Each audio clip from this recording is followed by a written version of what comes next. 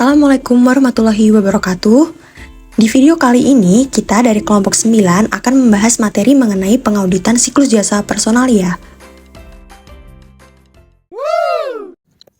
Sebelum masuk ke penjelasan yang pertama, perkenalkan anggota kelompok kami terlebih dahulu. Yang pertama ada Nata Ziela dengan NIM 359, lalu ada Tiara Nur Astutik dengan NIM 361, ada Amalia Dwi dengan NIM 362, dan yang terakhir ada Nandi Setio dengan NIM 363.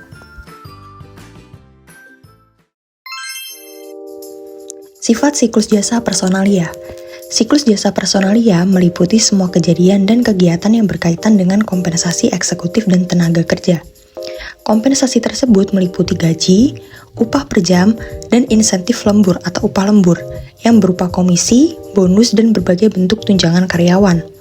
Transaksi utama siklus ini adalah transaksi gaji dan upah. Transaksi ini mempengaruhi berbagai rekening sebagai berikut. Yang pertama, ada biaya gaji dan upah. Yang kedua, berbagai bentuk tunjangan, seperti tunjangan hari raya, tunjangan kesehatan, tunjangan hari tua, dan sebagainya. Lalu ada biaya tenaga kerja langsung, utang gaji dan upah, pajak penghasilan karyawan, rekening kas di bank dengan sistem impres atau dana tetap, yang khusus digunakan untuk membayar gaji dan upah, lalu ada persediaan barang dalam proses, persediaan barang jadi, dan harga pokok penjualan. Tujuan audit. Yang pertama, asersi keberadaan atau keterjadian. Tujuan audit asersi keberadaan atau keterjadian adalah yang pertama, transaksi biaya gaji dan upah tercatat, menggambarkan kompensasi atas jasa yang dihasilkan karyawan dalam suatu periode, dan seperti tercantum dalam laporan laba rugi. Yang kedua, pajak penghasilan gaji dan upah tercatat menggambarkan pajak penghasilan yang harus dipotong dan dibayar sesuai jumlah kompensasi yang diterima karyawan dalam suatu periode. Yang ketiga, saldo utang gaji dan upah, serta utang pajak menggambarkan jumlah yang harus dibayarkan perusahaan pada tanggal neraca.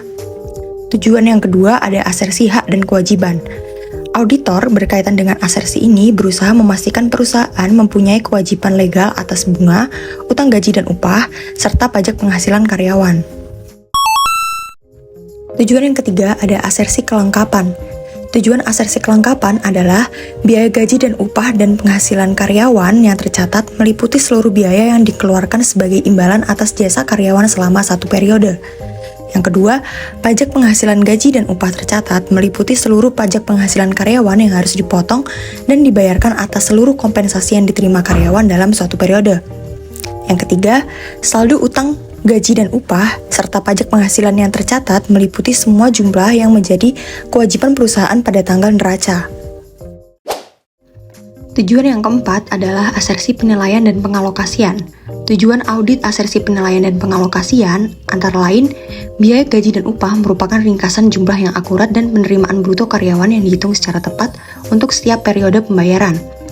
Lalu, biaya pemotongan pajak penghasilan karyawan telah dihitung secara tepat dengan menggunakan tarif pajak penghasilan yang tepat. Utang biaya gaji dan upah dan biaya pajak penghasilan pada tanggal neraca telah ditentukan atau dihitung secara tepat.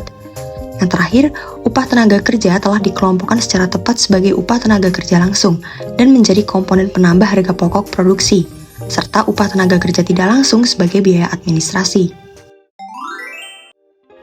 Tujuan yang kelima, asersi pelaporan dan pengungkapan. Tujuan asersi pengungkapan adalah biaya gaji dan upah serta pajak penghasilan karyawan telah diidentifikasi dan dikelompokkan secara tepat dalam laporan laba rugi.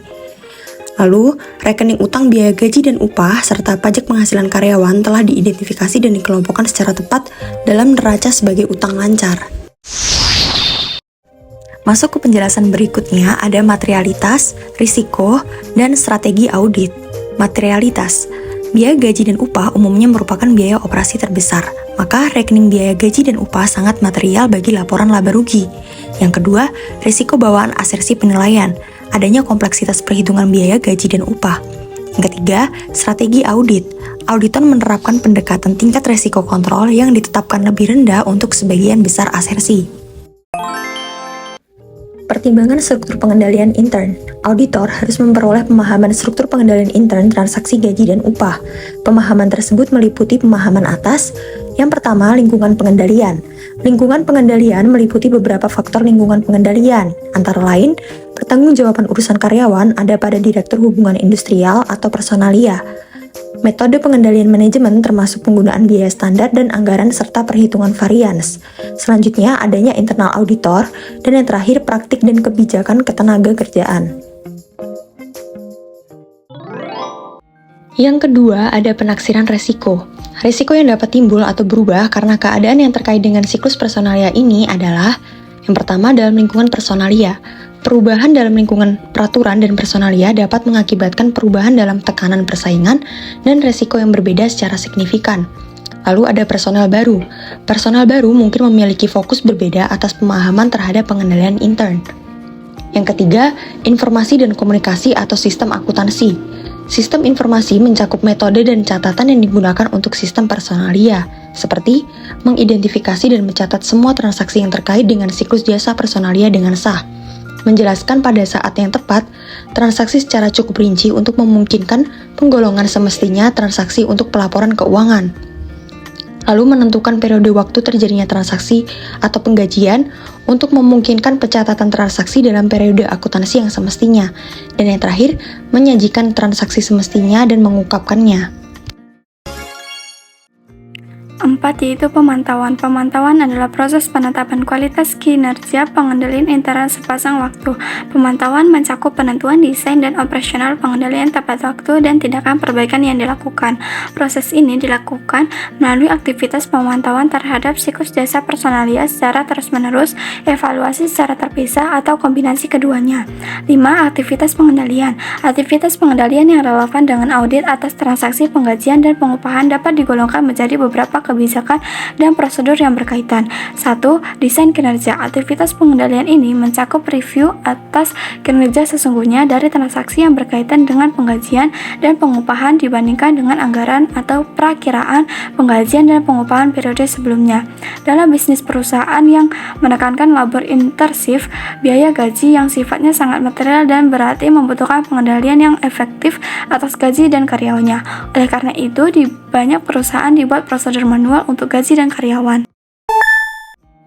2. Pengolahan informasi. 2. Pengelompokan untuk aktivitas pengendalian jenis ini adalah pengendalian umum dan pengendalian aplikasi. Pengendalian umum ini terkait dengan pengendalian atas operasional dari transaksi penggajian dan pengupahan, pengembangan, dan pemeliharaan sistem aplikasi.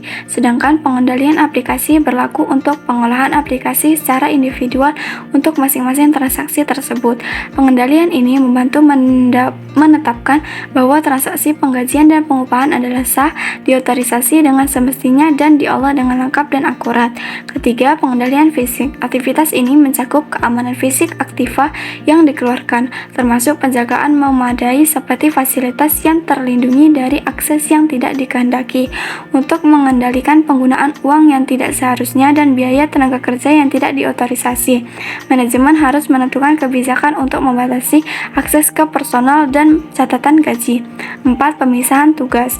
Pembebanan tanggung jawab ke orang yang berbeda untuk memberikan otorisasi transaksi penggajian dan pengupahan, mencatat transaksi penggajian dan pengupahan, menyelenggarakan penyimpanan aktiva yang dikeluarkan yang dimaksudkan untuk mengurangi kemungkinan atas kesempatan orang untuk berbuat curang.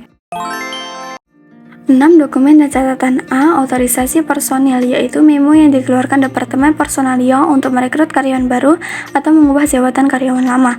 B. Go-card atau time card, yaitu dokumen yang mengindikasikan waktu seorang karyawan mulai dan berhenti bekerja dan jumlah jam karyawan tersebut bekerja. C. Time ticket, yaitu formulir atau kartu yang digunakan oleh tenaga kerja untuk mencatat waktu yang dipakai atas pekerjaan tertentu. Formulir ini hanya digunakan apabila tenaga kerja bekerja atas beberapa pekerjaan yang berbeda seperti pengecatan, pendempulan, dan pengelasan dalam perusahaan karoseri kendaraan bermotor. D. Register gaji dan upah, yaitu laporan yang menunjukkan nama karyawan, penerima bruto, berbagai pengurangan gaji, dan pembayaran bersih untuk setiap periode pembayaran. E. Cek gaji dan upah, yaitu cek yang ditulis dan diberikan kepada tenaga kerja atas jasa yang diberikan. Sedangkan culture check merupakan cek yang sudah dicairkan oleh penerima cek dan oleh bank. Cek tersebut dikirimkan ke perusahaan sebagai bukti bahwa cek telah dibayarkan. F. Ringkasan distribusi biaya gaji dan upah tenaga kerja, yaitu laporan yang menunjukkan klasifikasi pembayaran gaji dan upah untuk setiap periode pembayaran. G. Rekening di bank yang harus dipakai untuk membayar gaji dan upah. Fungsi rekening ini mirip dengan kas kecil. Perbedaannya terletak pada maksud penggunaannya. Kas kecil digunakan untuk pembelian berbagai barang dan jasa yang bernilai kecil. Rekening ini digunakan khusus untuk membayar gaji dan upah. Pengelolaan rekening ini dengan menggunakan sistem dana tetap. H. Catatan personalia. Catatan ini meliputi data tentang tanggal pengangkatan seorang karyawan, investasi personalia atau data pribadi, taraf gaji, pengurangan gaji, dan yang terotorisasi, misalnya jam sostek, penilaian kinerja, dan penghentian atau pemutusan hubungan kerja. I. Dokumen atau formulir otorisasi pengurangan gaji, yaitu dokumen yang digunakan untuk mengotorisasi berbagai pengurangan atau pemotongan gaji seperti pajak, penghasilan karyawan, dana tertentu, misalnya iuran koperasi karyawan, asuransi, dan sebagainya. J. Formulir otorisasi penentuan tarif gaji dan upah, yaitu formulir yang digunakan untuk mengotorisasi tarif gaji dan upah karyawan. K. Jurnal gaji dan upah, yaitu jurnal yang digunakan untuk pencatatan gaji dan upah. Jurnal tersebut mengindikasikan jumlah pembayaran kotor, pengurangan seperti pemotongan pajak dan asuransi, dan pembayaran bersih. Jurnal ini dijumlah dan pada umumnya diposting ke buku besar sebulan sekali. 7. Fungsi terkait. 1. Fungsi penerimaan karyawan baru. Fungsi inilah yang bertugas untuk menentukan layak tidaknya seseorang diterima sebagai karyawan baru perusahaan. Fungsi ini harus mengecek kelayakan tersebut sesuai dengan aturan yang ditetapkan manajemen. Fungsi ini dipegang oleh Departemen Personalia. Departemen ini juga mengelola catatan personalia. Pengendalian yang ditetapkan pada fungsi ini adalah A. Pemisahan tugas, terutama antara pengotorisasi cek gaji dan upah dengan fungsi pencatatan. B. Memberi seleksi ketat dan perhatian yang memadai atas kompetensi dan kejujuran tenaga kerja baru. C. Pembatasan akses ke time card serta catatan gaji dan upah. 2. Fungsi pengotorisasi pengubahan gaji dan upah. Fungsi ini dipegang oleh Departemen Personalia. Supervisor atau pengawas karyawan atau atasan karyawan tersebut dapat mengusulkan perubahan tarif gaji dan upah atau kenaikan jabatan. Fungsi ini bertugas untuk menentukan layak tidaknya usulan tersebut diterima. Pengendalian yang ditetapkan pada fungsi ini adalah A. Pemisahan tugas dengan fungsi lain, terutama fungsi pengotorisasi cek gaji dan upah dan fungsi pencatatan. B. Pencatatan akses ke time card, file komputer yang berkaitan dengan gaji dan upah, serta catatan gaji dan upah. 3. Fungsi pelaksanaan absensi dan data waktu kerja. Fungsi ini sangat penting dalam audit gaji dan upah karena secara langsung mempengaruhi biaya gaji dan upah suatu periode. Pada perusahaan besar, fungsi ini dipegang oleh suatu departemen timekeeping atau pencatatan waktu. Personel keamanan atau satpam dapat mengawasi absensi dan pemasukan kartu jam atau clock card oleh karyawan ke mesin pencatatan waktu. Pengendalian yang dapat diterapkan antara lain A. Pemisahan tugas pengisian data jumlah gaji yang harus dibayar dengan tanggung jawab pencatatan dan penandatanganan serta pendistribusian cek. B. Penggunaan cek yang bernomor urut dan pencatatan cek atau penjurnalan gaji dan upah atas dasar time base. C. Penggunaan time clock dan alat sejenisnya untuk mencegah pembayaran atas jasa fiktif. D. Rekonsiliasi jumlah jam dan gaji dan upah dengan catatan produksi independen. 4. Fungsi pelaksanaan gaji dan upah. Fungsi ini dipegang oleh Departemen Gaji dan Upah serta EDP pada sistem komputer. Departemen ini mengelola data jam kerja karyawan untuk menentukan atau menghitung gaji dan upah setiap karyawan sesuai tarif yang ditentukan. 5. Fungsi pencatatan gaji dan upah. Fungsi ini dipegang oleh bagian akunting. Pengendalian yang dilakukan fungsi ini berupa pencatatan biaya gaji dan upah berdasarkan salinan cek gaji dan upah yang didukung dengan voucher gaji dan upah. 6. Fungsi pembayaran gaji dan upah. Bendahara kantor biasanya memegang fungsi ini. Bendahara kantor menerima kopi register voucher dan cek gaji dan upah. Personel bendahara karyawan kantor kemudian mengecek kesesuaian nama dan jumlah dalam cek dengan voucher register. Apabila terjadi kesesuaian, maka karyawan yang berwenang menandatangani cek dan menyerahkan cek kepada karyawan yang berhak. Penandatanganan dan distribusi cek harus dikelola dengan baik untuk mencegah pencurian dan manipulasi. Pengendalian yang dapat diterapkan antara lain: A. Pemisahan fungsi dan tanggung jawab fungsi ini dengan fungsi lain. B. Penggunaan inverse payroll account untuk mencegah pembayaran gaji dan upah tanpa otorisasi. Rekening tersebut terpisah dengan rekening lain di bank dan bersaldo kecil untuk memudahkan pengendalian. 7. Fungsi penyiapan dan pembayaran pajak penghasilan karyawan. Sesuai dengan perundang-undangan pajak penghasilan, perusahaan harus memotong gaji dan upah karyawannya. Oleh karena itu, penyiapan atau perhitungan jumlah yang cermat dan tepat perlu dilakukan untuk mencegah sanksi perpajakan kepada perusahaan. Selanjutnya yaitu bagian alir transaksi penggajian, yang dimana ada bagian pencatatan waktu dan bagian gaji dan upah. Pada konsep bagian penggajian seperti foto terlampir, di mana KJH adalah kartu jam hadir, RDG adalah rekap daftar gaji, SPG surat pernyataan gaji, dan DG adalah daftar gaji. Pada konsep selanjutnya adalah bagian utang, yang dimana KPK adalah kartu penghasilan karyawan. Selanjutnya adalah pada konsep bagian kasa, yang dimana surat pernyataan gajinya itu dimasukkan ke dalam amplop gaji bersama dengan pemasukan uang gaji. Konsep yang terakhir adalah bagian jurnal, buku besar dan laporan, dan juga bagian kartu persediaan dan biaya, yang dimana BKK adalah bukti kas keluar. Selanjutnya masuk ke materi penghimpunan dana pendokumentasian pemahaman. Pemahaman SPI ini dapat diperoleh melalui 4 tahap, yaitu review pendahuluan, dokumentasi sistem, menganalisa alur transaksi, identifikasi pengendalian untuk memperoleh keyakinan. Review pendahuluan. Auditor mengembangkan pemahaman umum mengenai lingkungan pengendalian perusahaan, alur personel, dan transaksi gaji, serta pencatatan semua sistem akuntansinya. Selain itu, auditor perlu memahami prosedur untuk mengatasi kesalahan yang mungkin akan terjadi. Dokumentasi sistem. Auditor dapat menggunakan flowchart dan kuesioner untuk mendokumentasikan pemahamannya dan menyiapkan narasi deskriptif pelaksanaannya, pembayaran gaji dan upah bagi karyawan perusahaan. Menganalisa alur transaksi. Untuk menguatkan pemahamannya akan pengendalian intern perusahaan klien, auditor dapat memilih salah satu lini pemrosesan transaksi gaji dan upah melakukan tracking terhadapnya.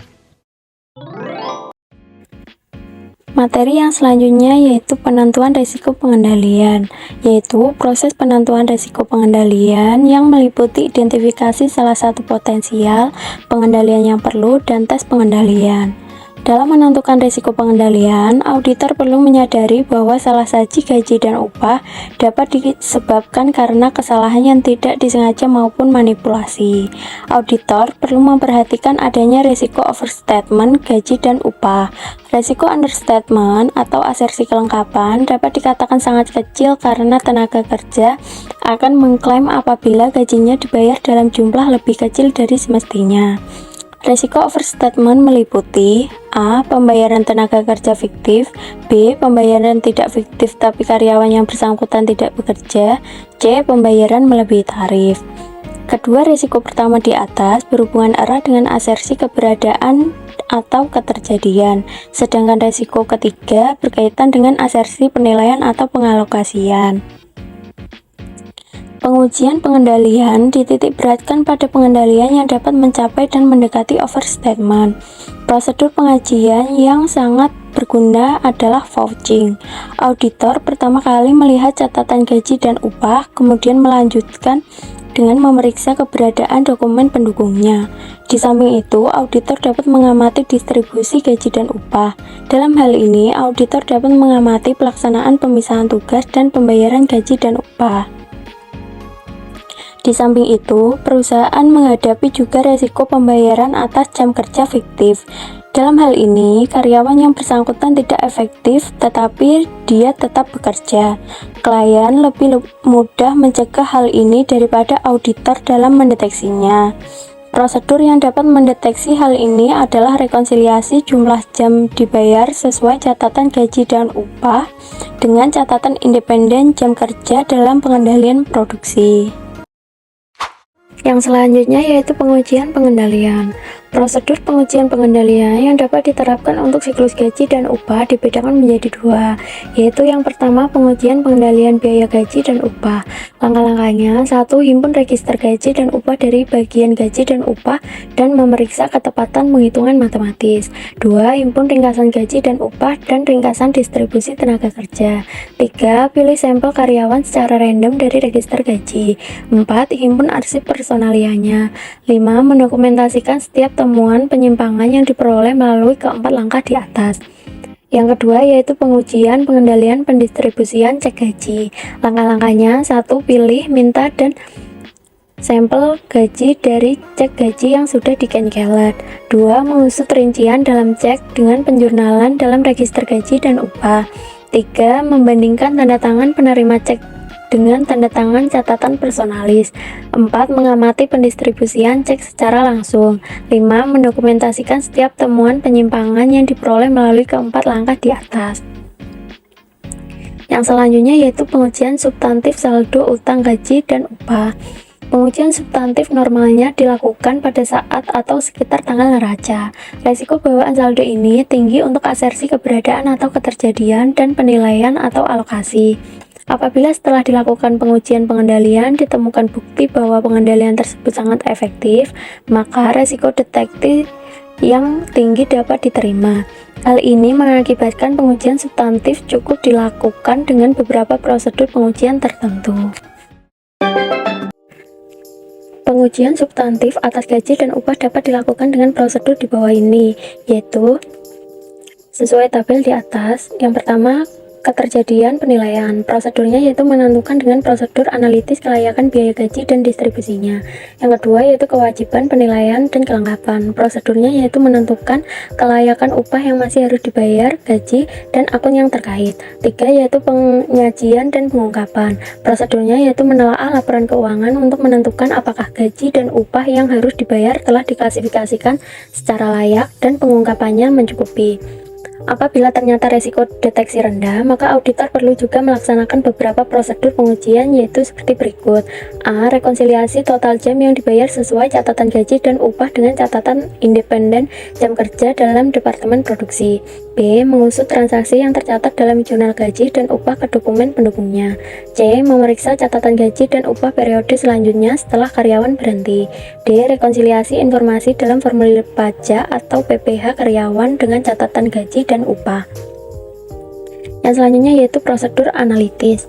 Dalam menaksir kelayakan biaya gaji dan distribusinya, auditor dapat menyusun dan menganalisa keterkaitan antar data item yang telah diseleksi dibandingkan dengan tahun-tahun sebelumnya. Rasio selalu berguna dalam membuat perbandingan. Rasio dapat dihitung oleh auditor untuk menentukan apakah akun terkait dengan yang lainnya sesuai dengan yang diharapkan. Yang selanjutnya yaitu penghitungan kembali utang gaji dan upah yang dibebankan. Auditor selain memperhatikan potensi overstated rekening biaya gaji dan upah juga perlu memperhatikan potensi understated rekening utang gaji dan upah yang dibebankan. Perusahaan dapat melaporkan utang gaji dan upah dibebankan pada jumlah yang lebih kecil daripada semestinya. Hal ini dilakukan perusahaan untuk membuat laba perusahaan tampak lebih besar daripada semestinya. Potensi understatement ini berkaitan dengan asersi kelengkapan, sedangkan penghitungan utang gaji dan upah dibebankan sendiri berkaitan dengan asersi pengalokasian. Yang selanjutnya yaitu verifikasi kompensasi eksekutif. Banyak perusahaan yang memberikan kompensasi khusus kepada manajer atau eksekutif perusahaan. Kompensasi tersebut dapat berupa pemberian gaji yang tinggi, fasilitas rumah, kendaraan dan kepemilikan kartu kredit, pembayaran komisi, bonus, hak membeli saham perusahaan atau hak opsi, dan sebagainya.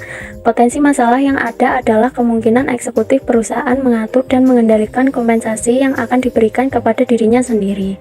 Untuk mencegah hal itu, perlu adanya otorisasi Dewan Komisaris atau Rapat Umum Pemegang Saham. Prosedur pengujian ini berkaitan dengan kelima asersi. Yang selanjutnya yaitu menganalisis, penyajian, dan pengungkapan laporan keuangan. Auditor harus memahami persyaratan penyajian dan pengungkapan utang gaji dan upah, dan biaya gaji dan upah sesuai dengan prinsip akuntansi yang berterima umum. Utang gaji dan upah diklasifikasikan sebagai kewajiban lancar dalam neraca. Di samping itu, auditor perlu memastikan ketepatan pemisahan pembayaran gaji dan upah sebagai biaya administrasi dengan biaya tenaga kerja langsung yang menambah harga pokok produksi. Sekian pemberian materi dari kelompok kami, semoga bisa bermanfaat bagi teman-teman. Kurang lebihnya mohon maaf. Wassalamualaikum warahmatullahi wabarakatuh.